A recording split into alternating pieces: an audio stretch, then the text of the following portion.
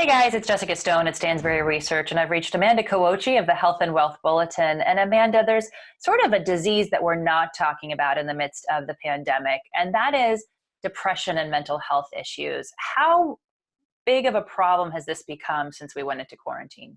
So I'd say the rates are rising far more than we probably are even aware of. Even in the beginning of the pandemic, we got a lot of reports from different healthcare providers saying they're seeing more requests for, psychotherapy sessions. People are getting more and more booked up at their therapist's office.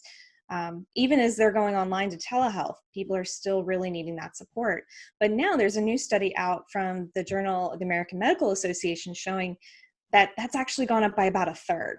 It's threefold increase since mid-March. They've got the numbers, they've got the studies. They're saying that about 28% of Americans now show symptoms of depression.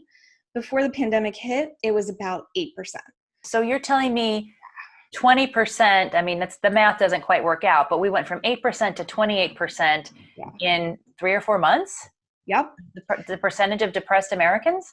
Yeah, and that's the problem too, is that what the researchers did is they looked at symptoms of depression, and they used a very common diagnostic tool for this. It has questions like, are you feeling tired or having little energy? Are you sleeping too much? Are you sleeping too little? What are you eating? Are you eating too much? Are you not eating enough? Are you losing interest in things? Are you having trouble concentrating? That's a big one. And it's usually if these symptoms are for 2 weeks or longer, then you're kind of, in that general range for you could have depression disorder. And I think the bigger issue here is that a lot of people aren't getting treatment. Even though we do have these reports of more therapists being booked up, there are still quite a few Americans who are not getting help. And in particular, seniors are less likely to get help than the general population. Why is it happening now? Is it because we're isolated, or is it bigger than that? I mean, is it because we're kind of in a fearful time? Is this sort of a normal human reaction to being both isolated and then in the middle of a pandemic? Absolutely. It's all of the above. It's the isolation. It's the constant stress and worry. It's, getting inundated by bad news and worrisome headlines.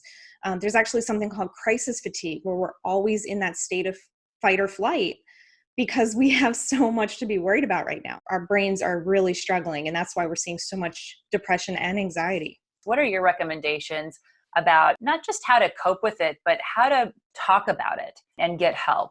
I think one of the biggest problems we have is that people are scared to talk about it, especially older generations. You're always taught to just kind of deal with your problems. And, it's a sign of weakness to admit that you're having issues like this. But it's certainly not. And you definitely want to talk to people. If you're a little nervous about going to, a therapist or a psychiatrist or anything, start by talking to friends and family, people that you trust and love who will support you. You can also go to people like your spiritual counselor. They often are trained in a little bit of personal counseling like this. And then they'll usually be the ones to tell you, no, you should definitely go see a therapist or, things like that. But I think the biggest part here is really just taking the time to check in.